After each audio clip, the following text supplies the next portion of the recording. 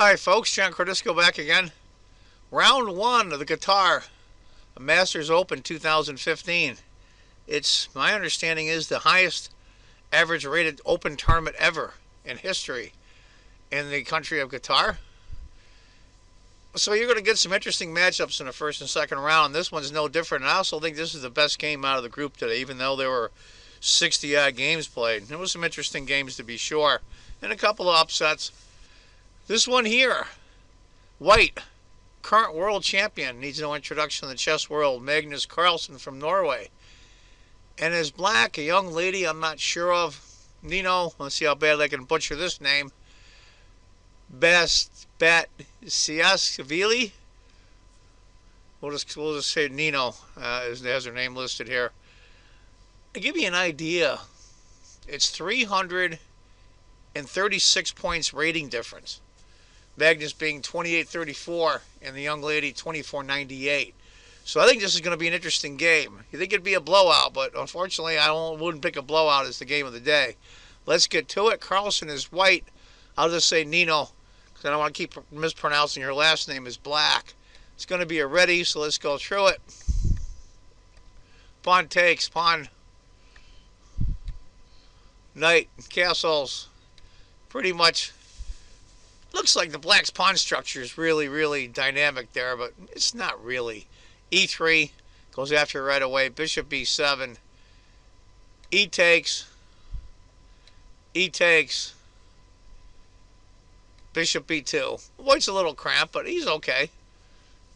I'm not sure what Magnus was thinking, of course. I didn't see any interviews after the game. He's not many open tournaments. A lot of these guys haven't played in open tournaments in forever. I know Carl's played in a couple.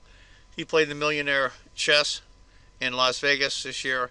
He also plays in Gibraltar, which is an open tournament. He plays in a little bit more, but not that many. And a lot of these guys haven't played in open tournaments in years. Castles. Magnus goes rook E1, rook E8 for Nino. Now, I'm pretty sure her name is Nina, but it says Nino on here, so I'll use Nino as her first name. A4. I'm not familiar with any ready structures, except for the fianchetto light square bishop for white and the knight on F3, but it's okay. I mean, it's... That queen on B3 doesn't seem to be doing much. White's a little cramped. The knight on B1 really can't get out to do anything yet. You're going to have to go D3 at some point to get the knight out. But he goes knight to A5, hitting the queen. Queen backs to D3 for Magnus. Is there any advantage for white? Not much. Bishop E6. That's that queen to D3 move. And where was the queen really supposed to go, in all fairness? Now it blocks the knight getting out. So Magnus decides to put it on A3. Maybe he's going to come back around and go after this pawn here, being it's isolated. Then you'll have this knight, the knight, and the queen, and the bishop hitting the pawn. Bishop takes. He takes it right away.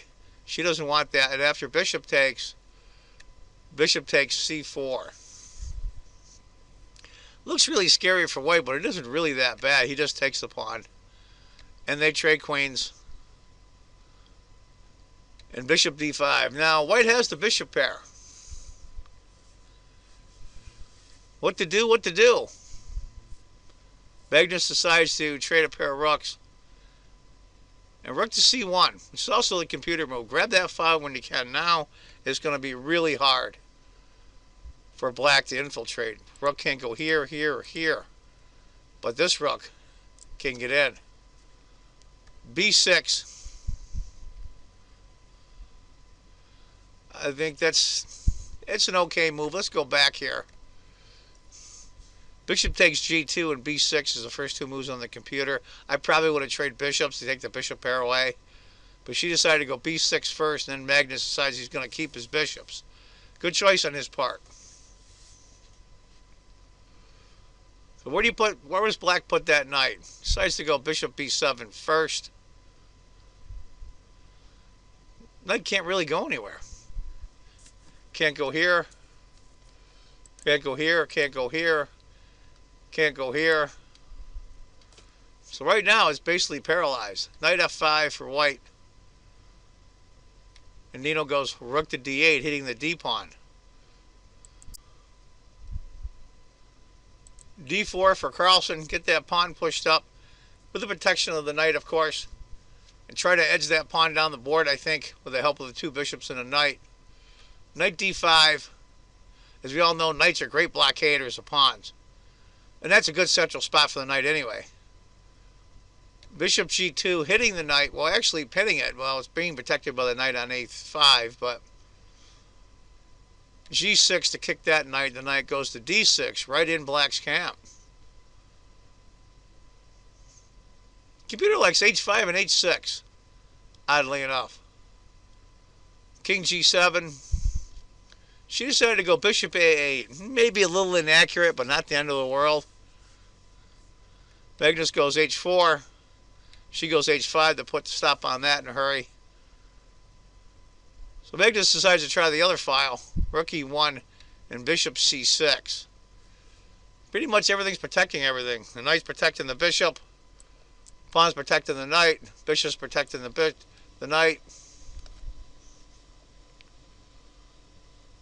Rook e5.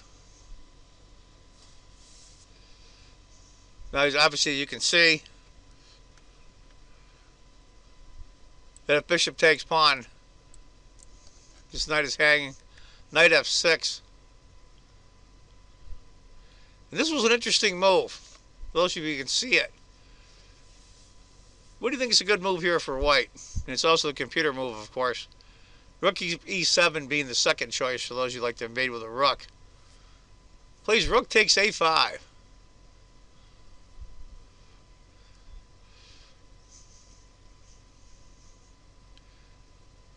What are you going to do here? If you take the rook, this bishop is hanging. So you decide to take the bishop first.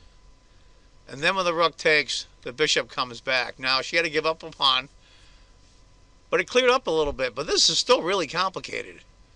Magnus has got an outside passer. Well, really a passer in the center of the board and another a-pawn. This is complicated. I'll give the young lady credit. She's being outrated by over 300 points. She's holding her own. It's less than a point advantage now for white, and he's a pawn up. Rook a6. Knight d7. Now, those of you who want to see all the games in its entirety with commentary, go to livestream.com and then punch in Qatar Masters 2015. That's Qatar Masters 2015, and we'll list the whole 5 hours from round one. Alejandro Ramirez from the United States, that does the Classic Center and Chess Club in St. Louis, and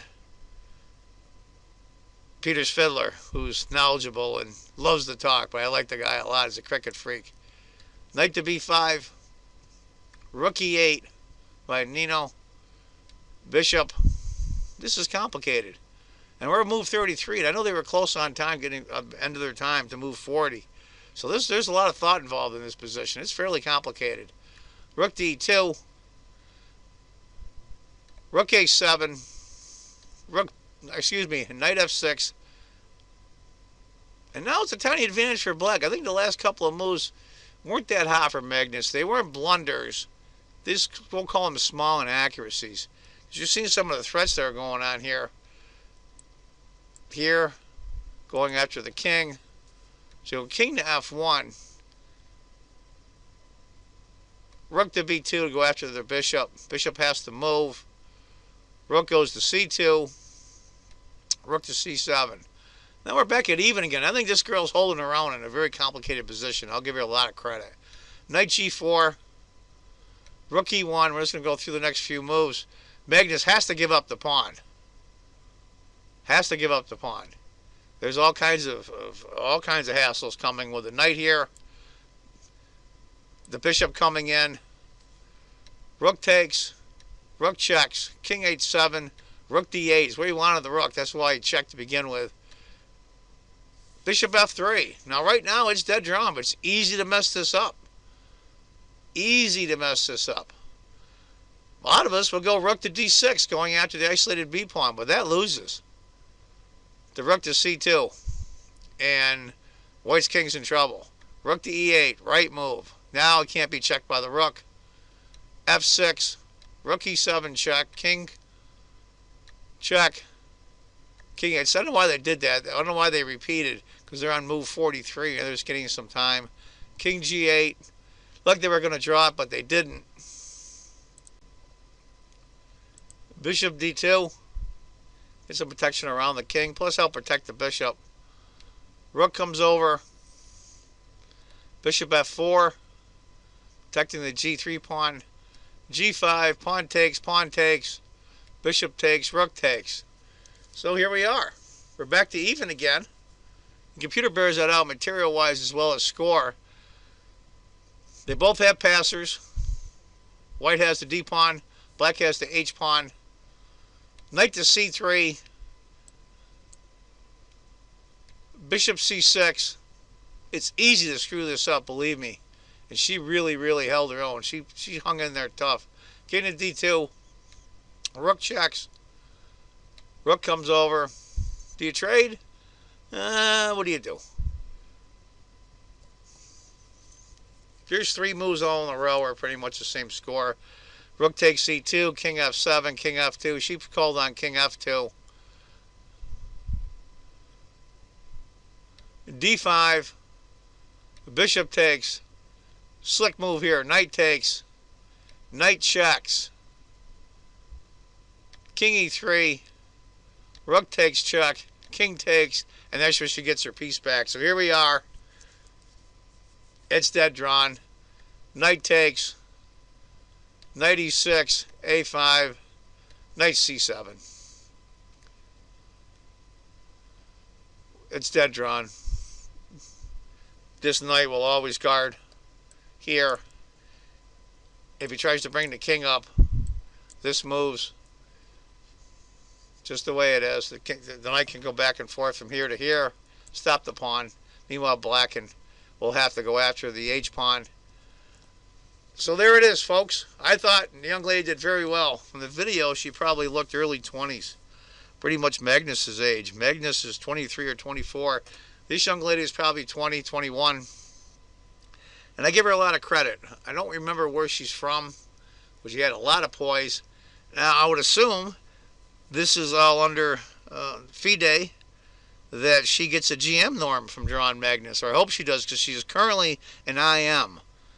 She doesn't have a women's title like a women's GM or a women's IM. She's a full-fledged IM. So hopefully she can get a Grandmaster norm out of this. And who better get a Grandmaster norm off of than Magnus Carlsen? Anyway, folks, I thought that was the interesting game from round 1 in the Qatar Masters 2015. Beautiful venue. Beautiful place. Well, we have all that oil money coming in, and the place can look great. And as I always say, folks, if you think chess is just a game, you're not playing it right. Take care, folks. Bye-bye.